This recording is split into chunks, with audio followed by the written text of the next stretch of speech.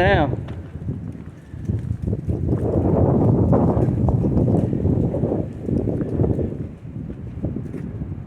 Six years old riding a 125 four-wheeler. And he's just ripping it. Just like my kids were.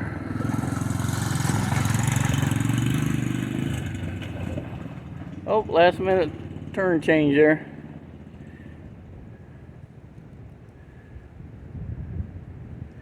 The only thing bad is this little hand, the thumb throttle starts making his thumb hurt, so I'm gonna give him a thumb buddy for it. I had to do that with the two youngest. But we got a friend of ours, he's got a trailer sales place, and he sells these knockoff quads. He sells the X Pros, the Ricky Power Sports, which is what this one is, 125, and then he sells KAYO, K-A-Y-O, which are real high-end private label ATV. But this one here is pretty decent for 1,500 bucks.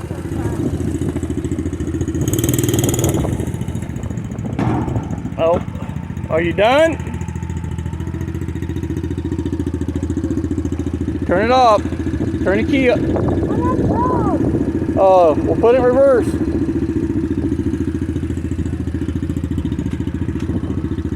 Hit it again. There you go. Real easy now. Okay.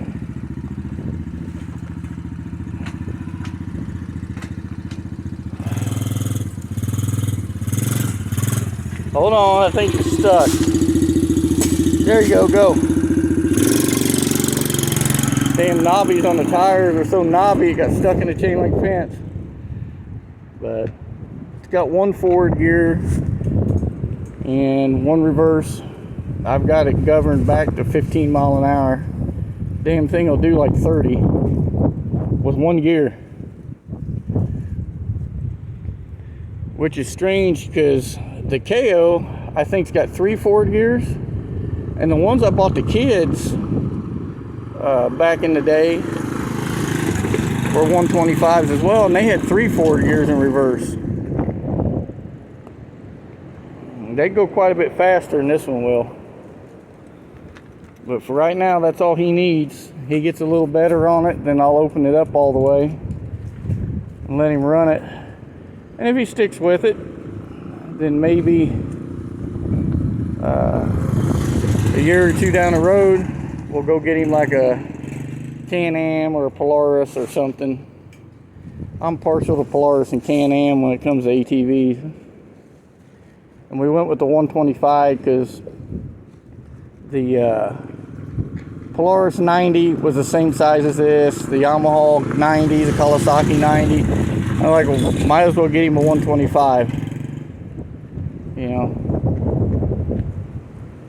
I can govern it down on the throttle. I can also govern it down with the CDI box, where it only revs so high. And that's the way I got it done now.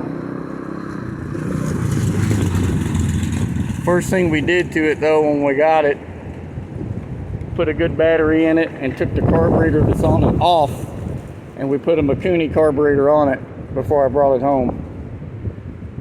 You know, and it runs so much better. It's got twice the power it had with the carburetor that was on it. So, but next thing I'm going to do is get some air shocks for it so it rides a little softer. Them shocks that come on them things ride stiff as hell. They're not any good. He weighs 52 pounds and it just bounces him all over. Hell, I'm 210 and I can get on it and it pulls me around like nothing.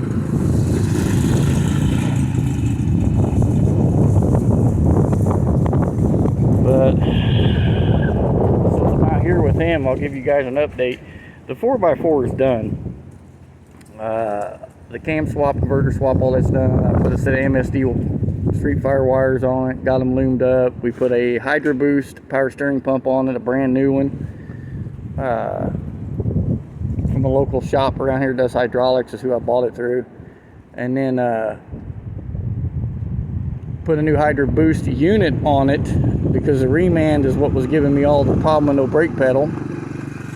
Got all the steering sorted out on it. It turns like it's supposed to now. Runs and drives like it should. But I've got it back in the garage because I got a stereo for Christmas. I'm gonna get put in and get the air conditioning put on it, get the bumpers put on it, or I have a roll pan for the back as well. I don't know which one I'll put on it yet. Get my winch mount put on the front of it. And because if I see somebody stuck in a ditch, I'll pull you out. I don't charge nobody anything. I'll just, if I can yank you out, I'll yank you out. And then, hush, Lucy. Sorry. But, and then the Sunset tent's gutted. We're putting the cage in it right now. Getting that done, and the bracing in the chassis. Then we'll paint the chassis. And then my green S10, as soon as I get my gray truck done and out of there, it's coming in back there, so I got more room. I've got some new turbos for it. We're gonna move the radiator, the main radiator, all the way to the back of the truck. Put the fans and all back there between the frame rails. And then get rid of the secondary radiator completely.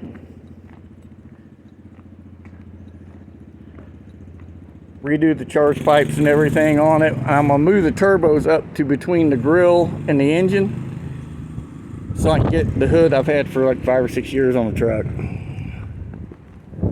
That's my game plan anyway. But I can see what I'm gonna be doing all summer.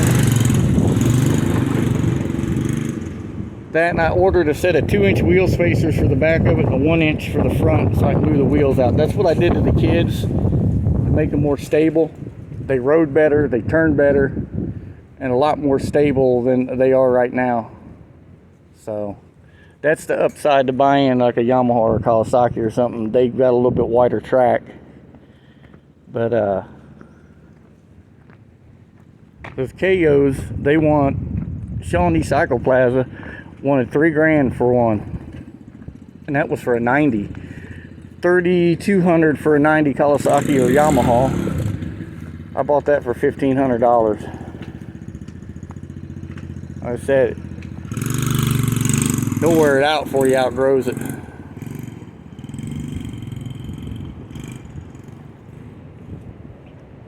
And he hasn't got off of it. He's run 3 tanks of gas through it since Christmas.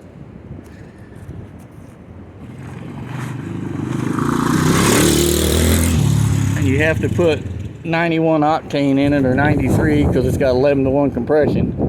That's what it says right on the book. But it's cool. I mean, it's got a VIN number, it's got a title. I'm not going to tag it or anything. See what I mean by he gets daring, man. He's doing the same thing my kids, his mama was doing this when she was 6, 8 years old.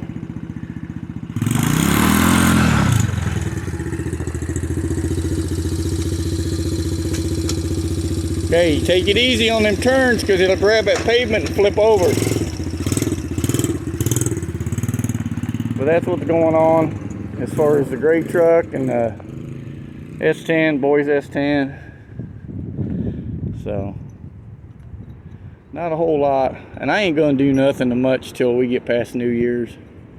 I'm just gonna enjoy it. It's like 63 today here in Kansas, so we're taking advantage of it, letting him ride. He was out here cold the other day, 40 degrees, and he was out here, he rode all day. Probably gonna have to put tires on it by winter. But that's it. I'm gonna cut it off, go walk around. I got some more stuff to pick up, straighten up, and until I get out in the garage and fire the truck up and start on the S10 and everything else, this will probably be it for a week or two. So everybody stay safe, God bless, have a happy, safe New Year. I hope everybody had a good Christmas, and I will see you on the next one.